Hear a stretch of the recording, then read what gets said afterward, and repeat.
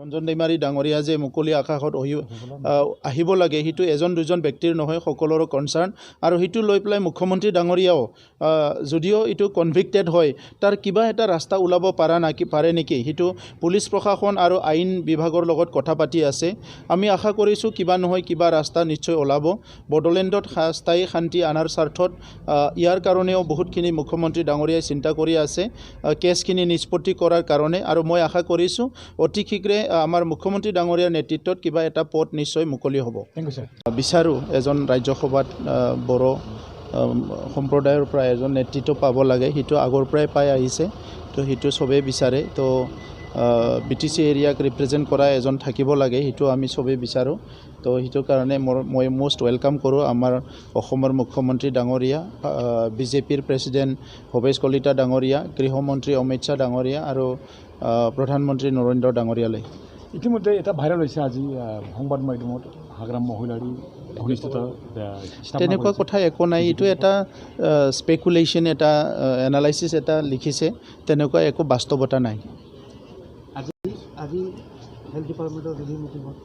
হয় আজি হেল্থ ডিপাৰ্টমেণ্টৰ ৰিভিউ মিটিং হৈ আছে আমাৰ যিটো হেল্থ ইনফ্ৰাষ্ট্ৰাকচাৰ এইটো ঠিক কৰিব লাগে আৰু হেল্থ ছাৰ্ভিচটো ঠিক কৰিব লাগে এই দুটাক লৈ পেলাই অসমৰ মুখ্যমন্ত্ৰী ডাঙৰীয়াই বিচাৰিছে যে আমাৰ যিমানখিনি ডিষ্ট্ৰিক্ট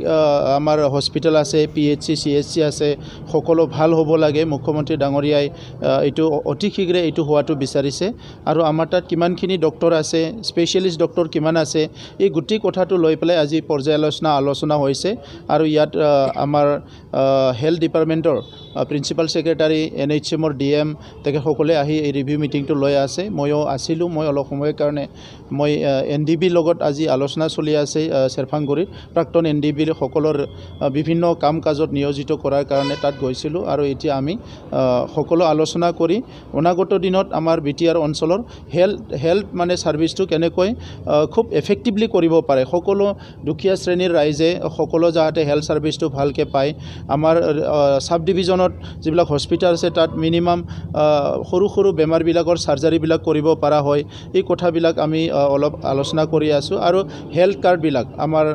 অটল অমৃতে হওক বা আয়ুষ্মান ভাৰতে হওক এই হেল্থ কাৰ্ডবিলাক যাতে সকলো পাবলৈ সক্ষম হয় এই গোটেই কথাটো লৈ পেলাই আলোচনা চলি আছে আৰু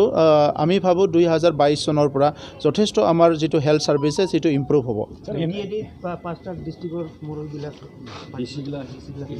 ইয়াত 5টা ডিষ্ট্ৰিক্টৰ DC আছে DC সকলক বিশেষভাৱে যিটো মনিটৰিং আমাৰ হেল্থ ছাৰ্ভিচেছটো ঠিক কৰাৰ কাৰণে কিছুমান মনিটৰিঙৰ আমি দায়িত্ব দিব বিচাৰিছোঁ তেখেতসকলে মনিটৰিং কৰিব 24/7 ক'ত হস্পিটেলৰ ডক্টৰ আছে নাই ক'ৰবাত ছাৰ্ভিচেছটো ঠিকমতে দিছে নাই এইবিলাকৰ কাৰণে DC সকলকো ইয়াত মাতা হৈছে